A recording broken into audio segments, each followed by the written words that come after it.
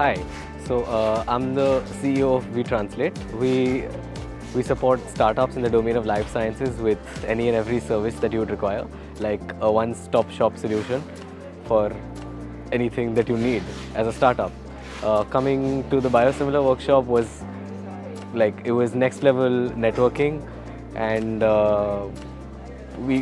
which would have otherwise taken a lot of effort and a lot of years, which just happened in 2 days. We got great leads, we got a deeper and a better understanding of what the startups actually face.